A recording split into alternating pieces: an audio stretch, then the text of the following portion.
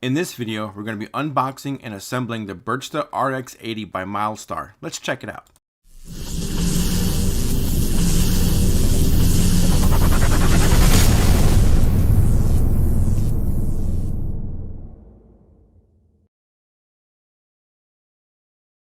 Alright, so when you get your RX80 box, this is what it's going to look like. You got vertical straps, you got some horizontal straps. Let's go ahead and cut the vertical straps. You can leave the horizontal straps on. It'll just keep the box together. Be careful when opening up the top lid. It does have staples in there, very sharp, so if you have any protective gloves or gear, I'd probably put that on so you don't poke yourself.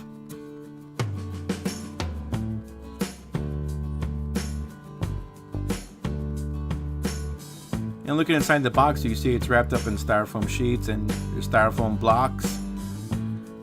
Anything that's loose, I would recommend just go ahead and removing those items. Just pull them out, put them off to the side. That way it'll be a lot easier to pull the bike out of the box. Now, the bike does come about 90-95% already pre-assembled, so there's not much to put together. And the bike is a little heavy. It's probably a little, around 85 pounds or maybe more. So you might need a little bit of help when lifting it out of the box.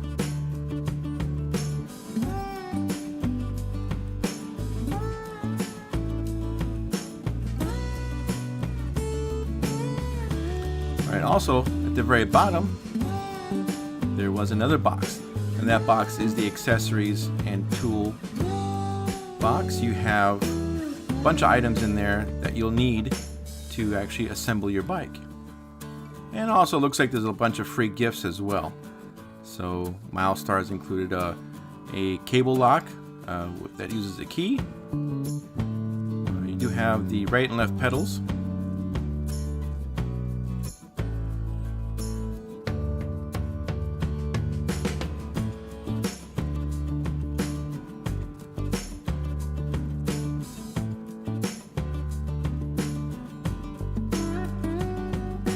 Looks like they included a phone holder.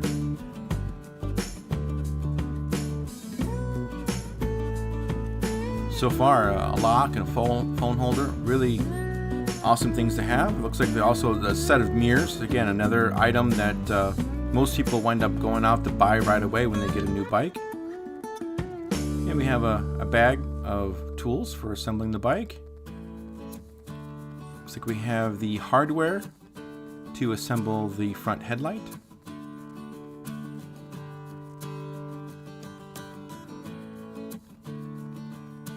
We also have a tire pump.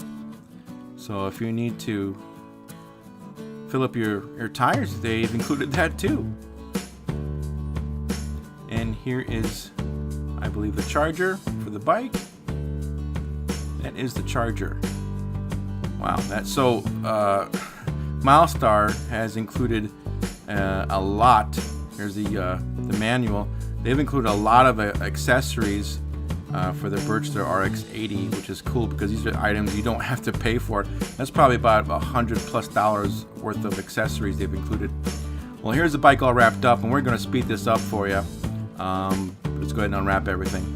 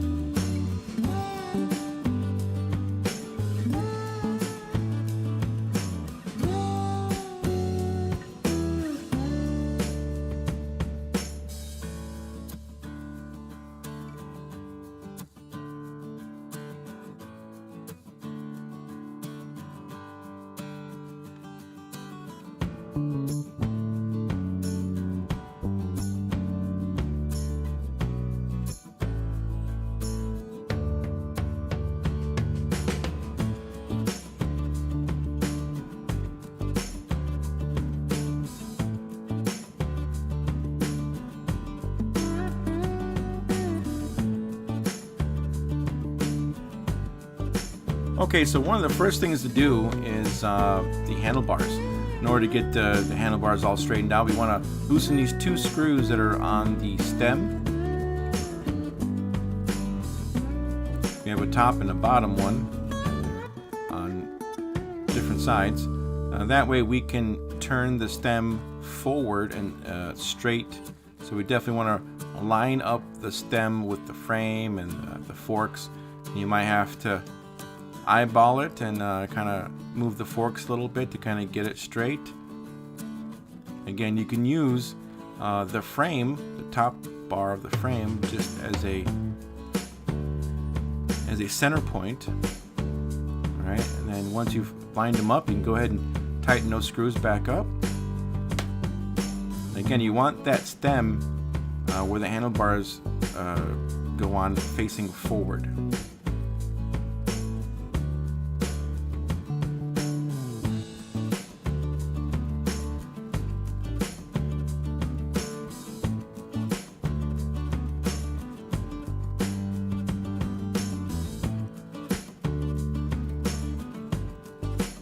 Alright, now we're going to take out the 4 screws that are holding on the handlebar bracket.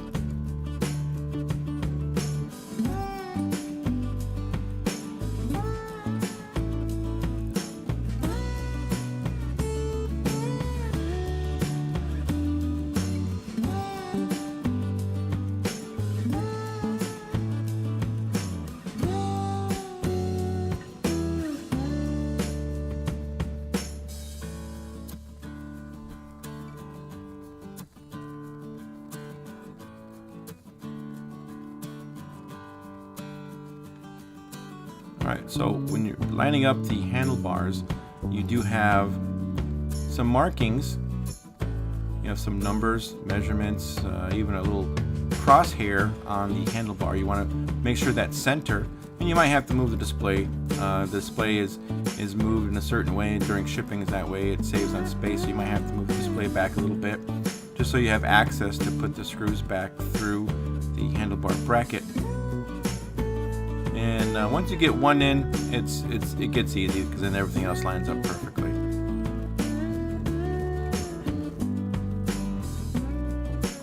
Also note that when you're tightening up the handlebar bracket, you want to cross thread them. You know, go from top corner to the opposite kitty corner, and then back up to the top, and then across it again.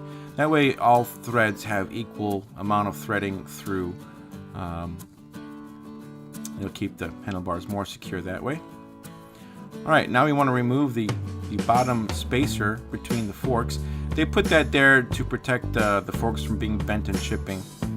So we just want to remove that, pop that off so we can put on the front tire. Now we put the handlebars on first, that way the handlebars aren't in the way while we're putting the front tire on and stuff like that. So once you've loosened the bolts, we can just pop it right off. Of course, we want to loosen the little bolts on the side as far back as possible on the threads. That way the forks will just slide right on top. And now you can remove them all completely, all the washers and everything, and just you know, put the fork right on there. Now before we do that though, we want to remove the spacer that's in between the calipers. They put that there that way in shipping. The brake lever for the hydraulic brakes doesn't close and sees the caliper shut. So now we can go ahead and line up the forks on the front tire axle, and right there, easy peasy. Definitely want to tighten those up, but you can tighten them up with your finger at first. It looks like everything's lined up too. We got the disc rotor between the brake pads.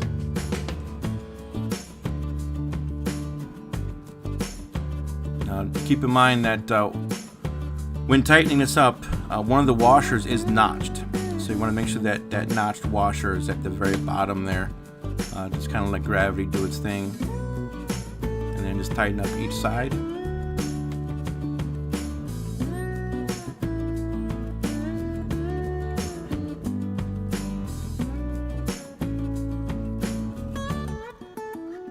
Alright, the next thing we definitely need to do is pump the tire with full of air.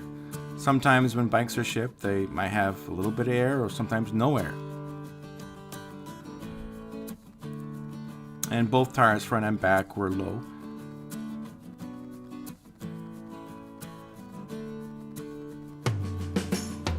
I believe the PSI max is about 25 or 30. Of course, whatever you're more comfortable with, you definitely don't want to go too low, but keep it within the 20 PSI range. Well, that is what it looks like partially put together. We still have a few more items to put on there, and we're going to go ahead and put on the brake pedals. Not brake pedals, but the pedals. I'm thinking old school bikes where you used to brake using the pedals. Anyway, that is the left side of the bike. So the left pedal, which is also indicated at the end of the threaded area of the pedal, you tighten that down. It is counterclockwise on the left side when you tighten it, and on the right hand side it is just regular clockwise. Really easy to do, starting off with your finger just threading it, and then use a wrench to tighten it down.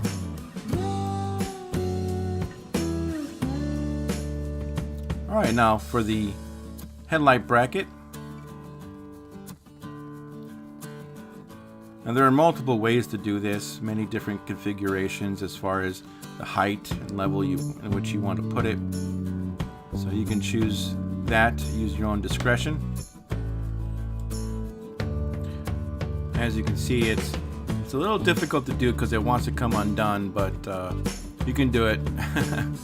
Now we use that little rubber buffer right there, but you can also put that little rubber buffer between the bracket and the headlight if you want.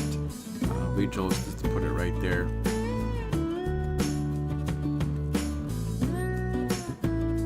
And just using a wrench or a pair of pliers, you can hold one side down while you're screwing the other side in. And I'll clamp it down on the forks on both sides, and then you put the headlight up to the far end of that bracket, and then just thread it through on each side.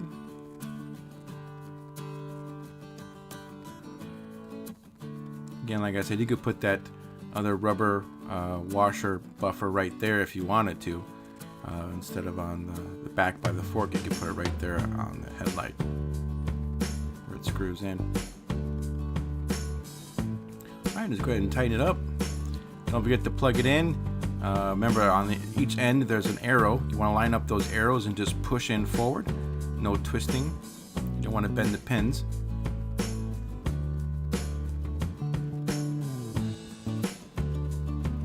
Alright, next we want to put the fender on, but before we do that we have to remove the screw that's already there.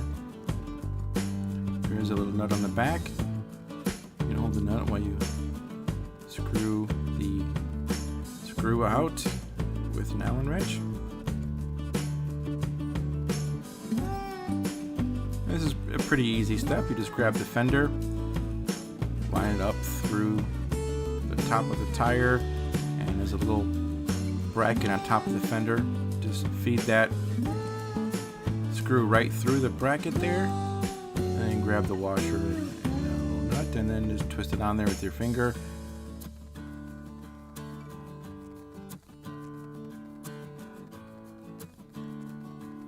And hold one side down with the wrench or pliers, and screw it down again with the Allen wrench.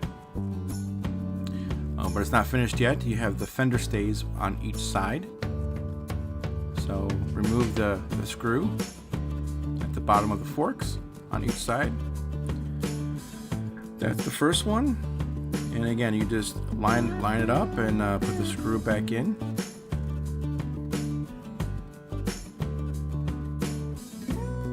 And tighten it down. That'll keep the fender on even on the top and also on the back, just underneath the down tube. And again, remove the screw on the other side.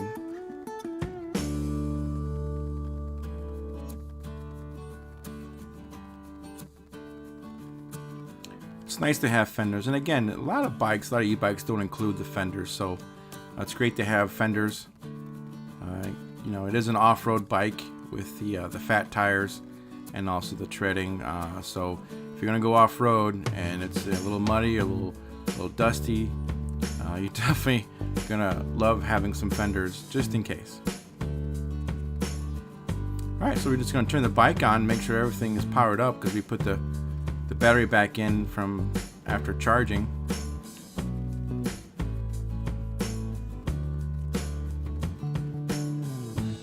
And going through the pedal assist levels. It looks good.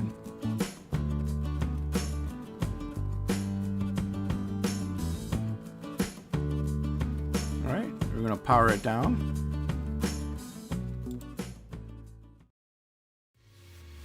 Well, we hope you enjoyed the little tutorial on the assembly and also the unboxing. Hopefully it was helpful if you decide to put together your Burchda RX80. Now, we do have the review video coming soon, so if you want to see more on the Burchda RX80, go ahead and like this video, subscribe, and that way you'll be alerted when the video review comes out. Again, this is Nelson with the E-RYDERS channel. Thanks for watching.